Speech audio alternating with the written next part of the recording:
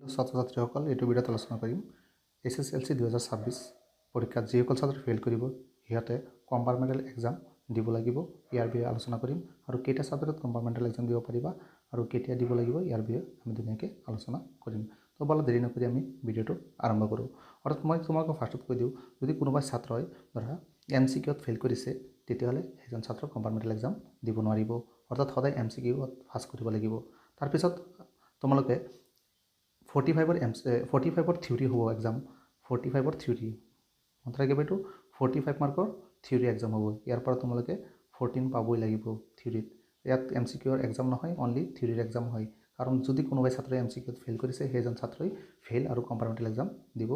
নোৱাৰিবা সেই পৰৱৰ্তী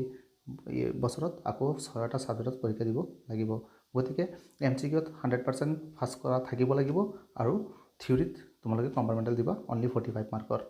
ইয়াৰ পিছত আমি ধুনীয়াকৈ আমি আলোচনা কৰিম কেতিয়া দিম কি কৰিম ইয়াৰ বিষয়ে আলোচনা কৰিম আৰু কেইটা ছাবজেক্টত দিব লাগিব তোমালোকে ভিডিঅ'টো স্কিপ নকৰি চাবা আৰু যদি প্ৰথমবাৰ মোৰ চেনেলত আহিছা তেতিয়া চেনেলটো ছাবস্ক্ৰাইব আৰু লাইক কৰিবলৈ তোমালোকে নাপাহৰিবা চ' তোমালোকে যিটো SSLC এক্সাম দিছা এইটো ৰিজাল্ট দিব তোমালোকৰ এপ্ৰিল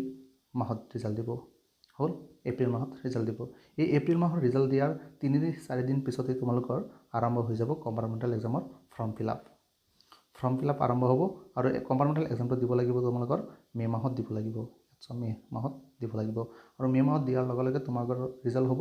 জুন মাহত তোমালোকৰ ৰিজাল্ট হৈ যাব কম্পাৰ্টমেণ্টেল এক্সামৰ আৰু তোমালোকে জুলাইত এডমিশ্যন ল'ব পাৰিবা এতিয়া কম্পাৰ্টমেণ্টেল এক্সাম কেইটাত দিব পাৰিবা ইয়াৰ বিষয়ে আমি আলোচনা কৰিম ইয়াত তোমালোকক কৈছোঁ যিবিলাক ছাত্ৰই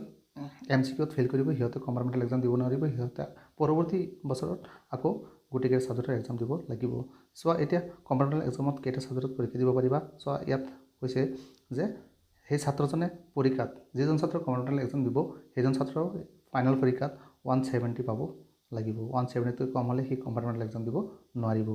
আকৌ MCQত পাছ কৰা থাকিব লাগিব তাৰপিছত ইয়াত চোৱা মেক্সিমাম 3টা ছাবজেক্টত কম্পাৰ্টমেণ্টেল এক্সাম দিব পাৰিবা হ'ল মেক্সিমাম 3টা ছাবজেক্টত এতিয়া ধৰক কোনোবাই ছাত্ৰ এটা আছামিজত ফেইল কৰি পেলাইছে আছামিজত যদি ফেইল কৰে তেতিয়া সেই ছাত্ৰজনে কম্পাৰ্টমেণ্টেল এক্সাম দিবলৈ হ'লে সি তাত যিহেতু MCQ নাই গতিকে সি পৰীক্ষাত 30 পাব লাগিব তেতিয়া সি আছামিজত পাছ কৰিব আৰু যদি প্ৰেক্টিকেলৰ পৰীক্ষা হয় তেতিয়া 45ৰ হয় প্ৰেক্টিকেল থকা ছাবজেক্ট যেনেকৈ ছায়েন্স মেথছ এইবিলাকৰ 45 মাৰ্কৰ থিয়ৰী হয় ইয়াত তোমালোকে 14 পাব লাগিব এই দুটা মনত ৰাখিবা আৰু ইয়াত চোৱা কম্পাৰ্টমেণ্টেল এক্সামৰ ফৰ্ম ফিল আপ হ'ব তোমালোকৰ চোৱা details schedule online form fill up application through restrictive school will be with result within 3 days অৰ্থাৎ ৰিজাল্টৰ পৰা 3 daysৰ পিছতেই compartmental exam form fill up আৰম্ভ হ'ব আৰু প্ৰতিটো ছাবজেক্টৰ কাৰণে 500 টকাকৈ ইয়াৰ ফৰ্ম ফিল আপ অৰ্থাৎ কোনোবা ছাত্ৰ যদি এখনত ফেইল কৰে তেতিয়া সি 500 দি ফৰ্ম ফিল আপ কৰিব লাগিব যদি দুখনত সি কম্পাৰ্টমেণ্টেল এক্সাম দিব বিচাৰে তেতিয়া 1000 টকা দিব লাগিব আৰু 3খনত ফেইল কৰিলে 1500 টকা দিব লাগিব আৰু প্ৰতিটো ছাবজেক্টত এক্সট্ৰা 150কৈ দিব লাগিব এইটো হৈছে চেণ্টাৰ ফিজ 150কৈ এইটো মনত ৰাখিবা গতিকে যিসকলে কম্পাৰ্টমেণ্টেল এক্সাম দিবা সিহঁতে ধুনীয়াকৈ এইখিনি বস্তু চাই ল'বা আকৌ মই কৈ দিছোঁ যিবিলাক ছাত্ৰই MCQত ফেইল কৰিবা সিহঁতে কম্পাৰ্টমেণ্টেল এক্সাম দিব নোৱাৰিবা পৰৱৰ্তী ইয়াৰত আকৌ নতুনকৈ 6টা ছাবজেক্টত পৰীক্ষা দিব লাগিব আৰু কম্পাৰ্টমেণ্টেল এক্সাম মেক্সিমাম 3টা ছাবজেক্টত হ'ব আৰু প্ৰেক্টিকেল থকা ছাবজেক্টবোৰত 45 মাৰ্কৰ হ'ব অনলি থিয়ৰী MCQ নাই অনলি থিয়ৰী হ'ব আৰু ইয়াৰ পৰা 14 পাব লাগিব আৰু যিবোৰ ছাত্ৰই